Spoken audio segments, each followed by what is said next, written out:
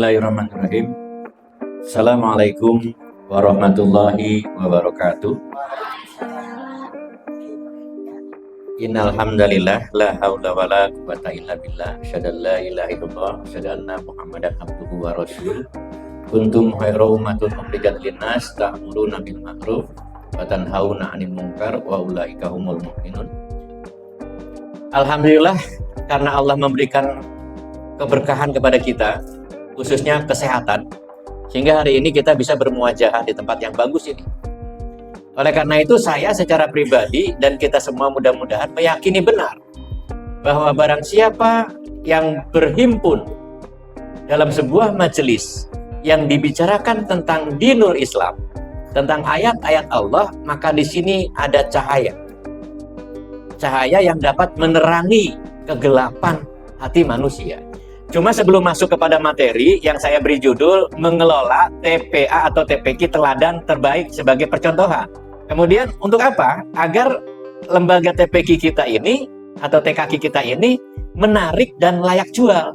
Gitu loh. Ya, itu judulnya. Jangan sekolahnya dijual nih. Sebab ada beberapa yayasan karena nggak bisa mengelola, ya, tidak bisa mengelola dengan baik, maka sekolah itu, yayasan itu, tanahnya dijual. Dan saya berharap apa yang saya berikan hari ini bisa disampaikan dan diimplementasikan di unit masing-masing ya. Karena yang hadir di sini adalah perwakilan dari unit-unit, dari unit binaan Forum Paksi dan PK Paksi yang ada di Kecamatan Jombang. Oleh karena itu, mata rantai yang harus kita lanjutkan adalah apa yang didapat hari ini diejawantahkan, diterjemahkan, diimplementasikan, dikerjakan pada unit masing-masing untuk ditularkan. Ya, materi ini sebetulnya kalau mau dijabarkan luas banyak sekali, Bu. Nanti ada segmen-segmen sub-sub yang nanti akan saya jelaskan. Ya, saya ingin memulai dari mukadimah pembukaan pertama ini. Mari kita mencoba untuk berikhtiar mengelola TPQ sehingga menjadi teladan dan menjadi contoh, ya, yang nantinya TPQ kita menjadi lembaga yang sangat menarik dan layak jual. Layak jual di sini, contoh yang di sini Pak Ma'ruf. Saya bisa membayangkan ya, dalam ruangan satu ruangan menampung 80 anak santri, 86 ya? 86 anak santri yang dibina oleh 4 orang ustadz, 1 orang kepala sekolah, bisa gitu. Kok bisa ya bersinergi dengan MDTA yang menurut peraturan Menteri Agama antara MDTA dan TPQ itu sederajat, setara. Di sini jalan, di sana jalan. Tapi sekalian, sebelum masuk kepada substansi bagaimana sih mengelola? Kalau mengelola ini adalah sebuah kata kerja yang memang dibutuhkan sumber daya manusia dengan skill yang kuat, dengan keterampilan dan pengetahuan yang memadai. Tak akan bisa sebuah TPQ, lembaga pendidikan apapun, ingin menjadi terbaik atau menjadi contoh dan akhirnya layak jual kalau tidak dikelola dengan profesional, gitu loh. Ya. Nah, di sini yang perlu kita lakukan, oleh karena itu judgement kita, apa yang harus kita lakukan? Menata diri agar setiap waktu, setiap hari, setiap saat jangan merasa puas gitu. Contoh di sini, apakah sudah puas terhadap 86 santri? Kalau saya mengatakan jangan dikatakan puas karena perbandingan dengan sarana prasarananya tidak memadai. Gitu. Sehingga di situ muncul keinginan berpikir. Ya, keinginan berpikir. Bapak sekalian, sebelum ke sana, saya ingin membuka paradigma kita dulu nih. Kenapa sih kita harus di sini? Kenapa sih kita harus berkecimpung dalam dunia pendidikan yang tak ada apa-apanya, tapi bernilai apa-apa di hadapan Allah? Ini saya juga kadang-kadang nggak terpikir, Pak Abu. Pak Abu ngurusin TKQ TPQ ini berapa sih gajinya? Berapa sih? 1,5 juta. Bukan 1,5 juta, terengah-engah gitu. Kata Bu Mastina tuh, terengah. Oh, Bu Mastina saya tahu dari dulu YPIC sampai punya sendiri, Pak Ma'ruf. Apa ya? Secara logika nggak masuk akal gitu loh. Karena Allah memberikan 2 faktor pada diri manusia. Ada logika, namanya akliyah, dan hati, namanya basiroh. Sesuatu itu akan menjadi logis kalau hatinya yakin. Gitu. Oleh karena itu, untuk mempersiapkan rakyat bangsa Indonesia punya akliyah dan basiroh yang benar. Basiroh itu agama ya. Maka kemudian belajar itu dua hal penting untuk mempersiapkan 2045 anak kita menjadi anak yang sudah siap. Kalau hari ini anak kita 10 tahun, tahun 2045 menjadi usia produktif sekitar usia 35 tahun atau 45 tahun usia produktif. Kalau hari ini kita gagal, Bu, dalam proses pendidikan, maka kita menyumbang kegagalan bangsa yang tidak akan maju. Hari ini Ibu jangan dianggap sepele ketika mengajak anak-anak kita, ayo nak, kamu belajar ngaji ya. Ba, ta, ro, ja, sampai kepada bisa ngaji. Ini nanti akan melekat sampai nanti dia tahun 2045 saat dia dewasa menjadi birokrat yang benar, menjadi polisi yang benar, menjadi dokter yang benar, menjadi insinyur yang benar berdasarkan al-Islam. Jadi kalau kita tidak semangat hari ini, dosanya nanti terus-menerus, Bu. Maka Allah akan menanyakan kepada setiap diri manusia orang tua, kau kutinggalkan warisan kepadamu, yaitu anakmu. Kau apakan anakmu itu? Sehingga bangsa ini masih begini-begini aja, ya. Nah, inilah satu motivasi yang ingin saya sampaikan. Ayo semangat, gitu. Jangan kembali kepada persoalan tadi. Ukuran kebahagiaan manusia itu bisa diukur dengan dua hal, yaitu diukur dengan otak, diukur dengan hati. Harus dua-duanya berjalan. Contoh, kalau diukur dengan otak, masuk nggak, Bu? Guru TPQ itu 250.000, nggak masuk ya, Bu, ya? Beli bakso 3 hari selesai, nggak masuk. Kalau dipikir secara akliyah. Tapi kalau diyakini dengan basiro, dengan motivasi agar anak saya ini nanti ke depan menjadi anak yang soleh dan soleha, maka keyakinan itu akan mengalahkan logika. Kenapa? Bayangin, nggak masuk akal lah. Jadi hitung-hitung juga. Makanya saya katakan, inilah yang perlu kita lakukan. Oleh karena itu, bagaimana mengantarkan anak kita agar nanti masuk kepada Indonesia emas, tapi kita telah meninggalkan legacy, gitu loh, Bu. Ya, kita telah meninggalkan legacy anak kita menjadi anak yang sudah siap bertempur dengan kerasnya alam bangsa kita. Bukan hanya alam bangsa Indonesia saja, globalisasinya. Globalisasi. Kita sudah siap. Dan kita mati dalam keadaan husnul khotimah, Bu. Oleh karena itu, kelolalah lembaga pendidikan kita ini dengan sungguh-sungguh supaya dapat menghantarkan anak kita menjadi generasi Qur'ani. Menjadi generasi Qur'ani, gitu loh. Nah, di sini mengatakan para penggiat keagamaan sejak pendidikan Al-Quran harus berpikir maju, progresif, dan semangat tinggi serta daya juang yang mumpuni.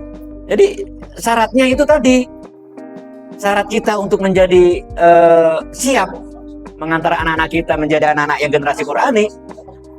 Maka kemudian satu yang pertama adalah berpikir maju.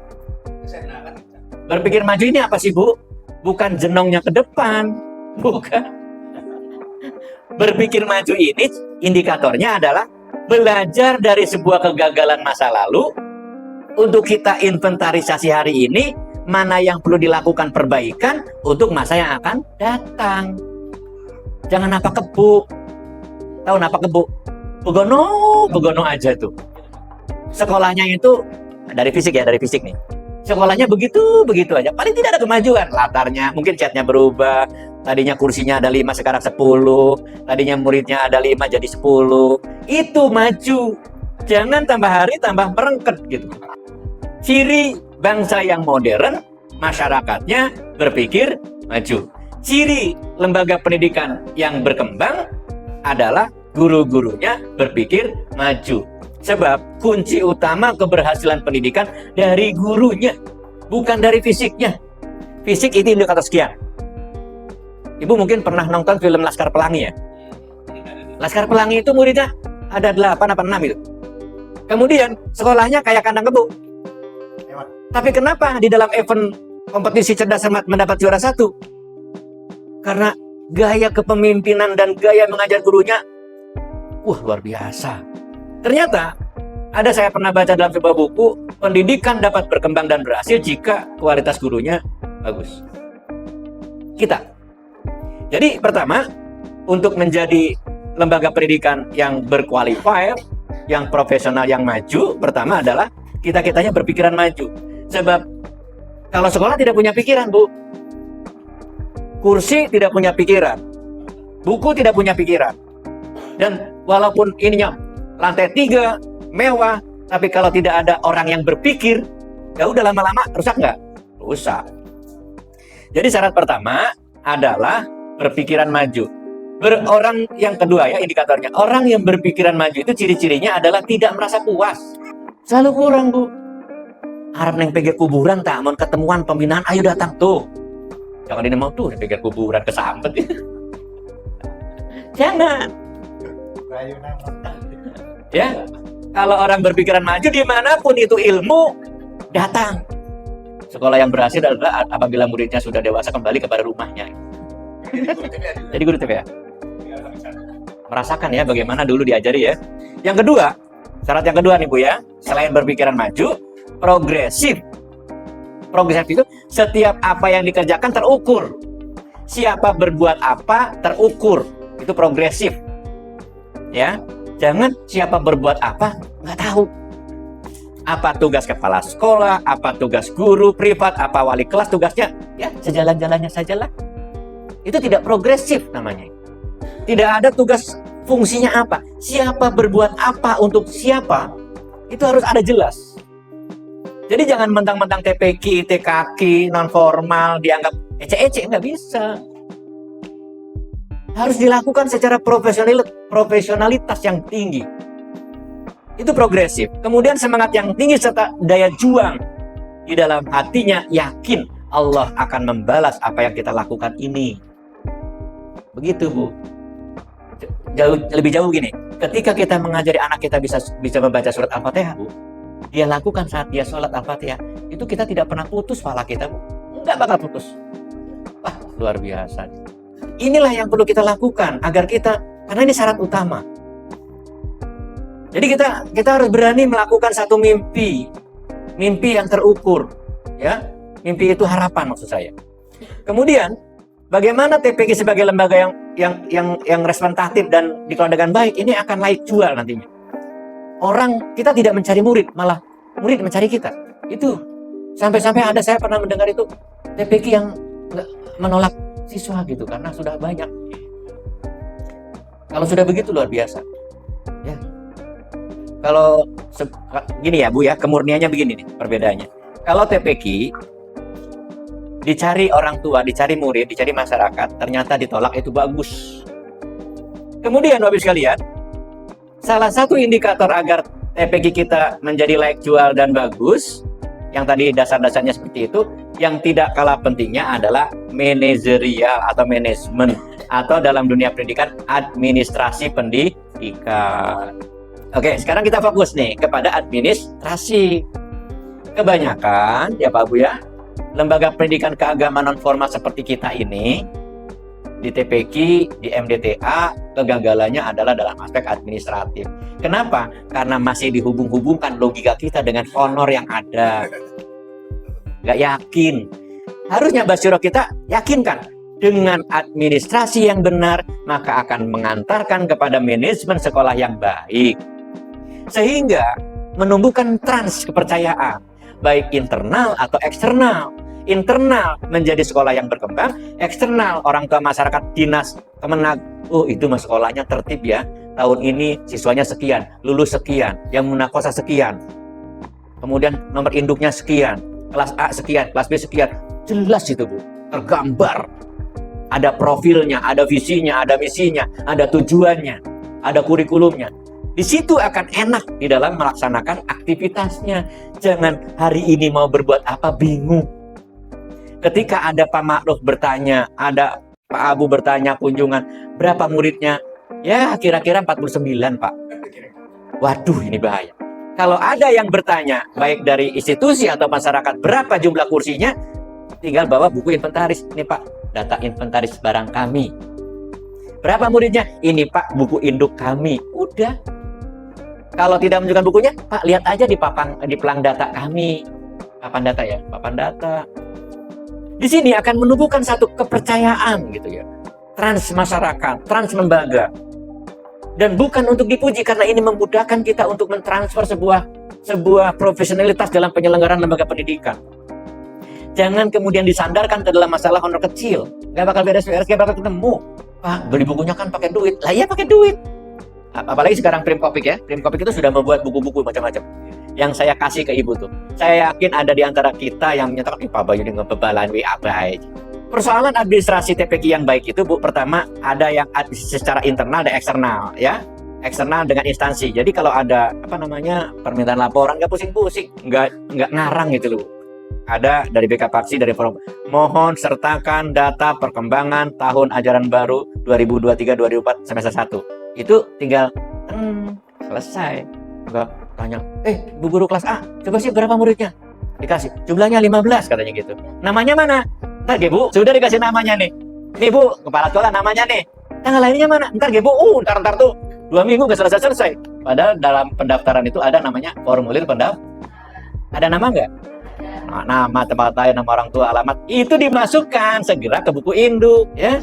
Jadi jangan nunggu, udah ada lembar pendaftaran. Kan itu masih per lembar. Kemudian administrasi internal, kelembagaan terkait dengan ketertiban berbagai macam administrasi yang dimiliki oleh lembaga pendidikan itu. Ya, makanya Pak Bu, di Kecamatan Jombang, coba sekali waktu, nanti kita cari dana ya, berikan piala yang gede, lomba administrasi TPQ terbaik. Gitu. Iya, kinerja ya. Beli piala yang gede gitu tuh. Sertifikat, tanda tangan direktur, Pak Abu, dengan uang pembinaannya 1 juta gitu tuh. Ya, ada yang tanya nggak sampai sini? Nggak ada ya? Lanjut nih. Yang selanjutnya, Bu, struktur pengurus TPQ nih harus jelas agar berjalan dengan kondusif. Sebuah perjalanan periodisasi kepengurusan struktur guru sekolah kadang-kadang susah bersinergi karena diawali dengan like and dislike, suka tidak suka. Kemudian punya semangat dan ketelatenan. Kemudian Bapak Ibu sekalian, kenapa kita harus terdaftar ke Kementerian Agama? Nanti dibuka ya materi-materi saya itu. Karena diakui secara legal. Jadi kita ini Forum Paksi atau unit EKTPA atau TPQ ini yang di bawah BK Paksi, di bawah Forum Paksi ini adalah lembaga pendidikan legal. Legal itu resmi karena semua di sini sudah punya izin operasional. Ada 2 izin operasional ya Bu ya, Pak Bu ya, dari Kementerian Agama dan dari lembaga BK Paksi sebagai pembinanya. Lihat anak kecil bawa Quran, bawa tas, bawa seragam BK Paksi. Ya Allah, senangnya. Insya Allah nanti kita ketemu lagi dalam pembinaan khusus yang lainnya. Nanti ada manajemen kepala sekolah, ada manajemen guru dan sebagainya. Terus jangan bosan ya, jangan bosan. Disitulah menjadi satu bahan bagi kita akan meningkatkan sumber daya manusia.